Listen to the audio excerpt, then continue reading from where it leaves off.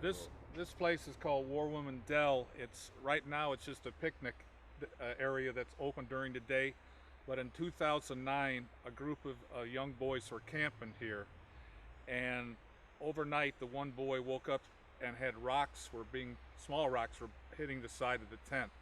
He went out, it was the middle of the night, he looked at the other side of the stream. He saw a huge figure there that was just washing its hands in the water. Didn't seem to be scared of him at all, and it slowly walked back into the solitude of the forest. And the next morning they all got up and they went across to where the one boy had seen the figure and saw that everything was trampled down. Well, mysteriously, after that, the DNR closed off this place to any overnight camping. The only thing you can do now is picnic during the day. I called the DNR and asked them, why is this road closed and why is this place not open to overnight camping? And they just pleaded, we don't know, it's just closed. And that's basically what's gone on here.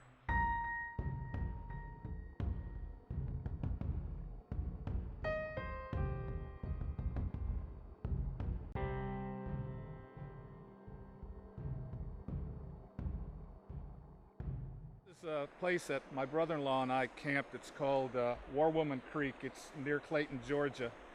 And we've camped here a couple of times. He has a little camper and a truck, and we go trout fishing during the day. Well, the first time we came here was the fall of 2014. And what happened, a lot of odd things happened. At night we would come back from fishing, eat our supper, and come down to the water with the camping lantern, have a couple of brews. And I started noticing that when the sun came down, I smelt a very strong skunk-like odor. My brother-in-law, who's a no-nonsense Air Force guy who's retired, he finally admitted he smelled it about the third night. Well, besides that, 3 or 4 nights I heard wood knocks coming from the other side of the creek. And the last night we were here, there was actually more than one, whatever it was, knocking, several, probably at least 3 up in that area, knocking back at one another. Well, we left and then we came back spring of 2015, same place, and my brother-in-law, he wouldn't have nothing to do with me trying to bring Bigfoots in. I brought some apples. I was going to put them in the trees. I've heard they like apples. Well, about the third night, I heard the local dog, it's a nice fellow that lives down the creek, has a dog, and it befriended us. We used to feed it and everything. Well, one night it was about 10 o'clock. We'd already been in bed because we fished all day. We were tired. I heard the dog yelling. So he kept on yelling, so I opened the door and I said, hey, hubcap. I got on the ground. I said, what are you yelling at? And she just kept on yelling. So I looked, and she was looking at us maybe 10, 12 feet away, up like there was something there that could have been 8 or 9, 10 feet tall. I told her, I said, what are you yelling at? And then out of the clear blue, I heard a low guttural growl coming out of nowhere. I looked, there was nothing across the stream, nothing in front of me. As soon as the growl came, the dog skedaddled back to her owner on the other side of the river. And I decided it was about time to call it a night, and I went back in the camper. And also on that second time over here, I heard them knocking on the trees 2 nights, and the last night, one was, it must have been very, very close because it was so loud. It was just unbelievable, the concussion of hearing that whatever it was hitting the side of that tree.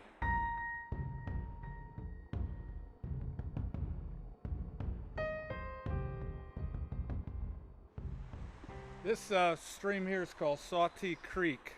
I fished this river from way back in the 80s, and back a few years after I started fishing here, they blocked this road which goes downstream right at Highway 255, and they blockaded it up at the other entrance there.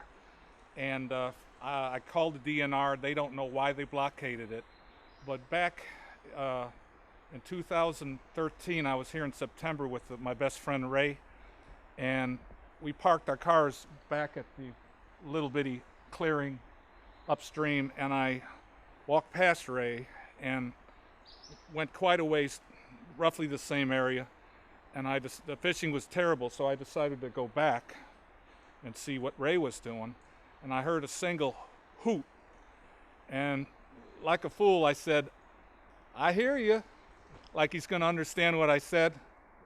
But of course I didn't get another reply after that. I went by, picked up Ray, and I said, "Let's just get out of here," and we took off. And like I said, this is I called the DNR, and they're saying they don't know why the place was closed off, but my feelings is that the government, forest people, they know that they're around here, and that's why it's closed off. The only people that you'll see fishing here are people that are local, that know about this little back road, and that's really about it. Yeah.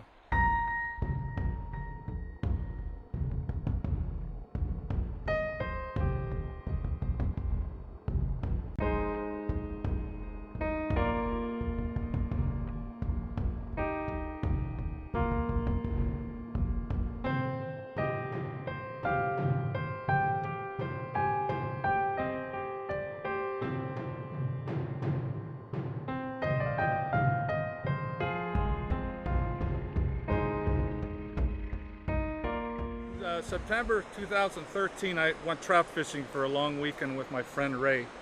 This is the upper Chattahoochee River north of Helen, and what happened was this area is very seldom fished by anybody because there was a tornado that had come through here previous to that, and the trail was basically almost impassable.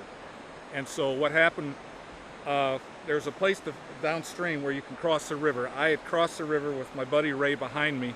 As soon as I got to the other bank where this trail is at, I smelt a very strong skunk-like odor, which I've been told is what they smell like. But anyway, I started walking upstream to do some more fishing. Ray, my buddy, I think he got a little spooked, and he stopped at a fishing hole. I continued to go upstream, and I looked in the mud. It had rained the day before, and there was some small barefoot footprints, probably no bigger than a 2-year-old child. And I thought to myself, what are the chances that a human being, little kid, would be up here with no parents around, because there was no adult footprints.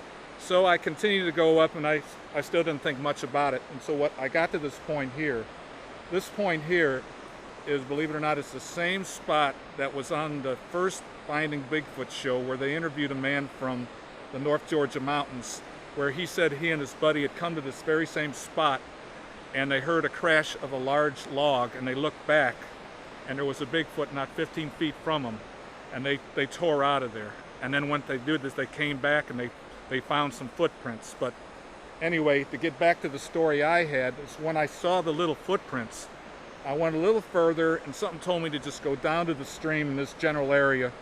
I fished, caught a little trout, and right after that I heard a single clack of a rock. It wasn't the sound of like a rock going down a bank. It was a single clack. Something told me I needed to get out of there. So what I did is I swiftly moved back, got my buddy Ray, and we tore out of here. But that's the story start to finish.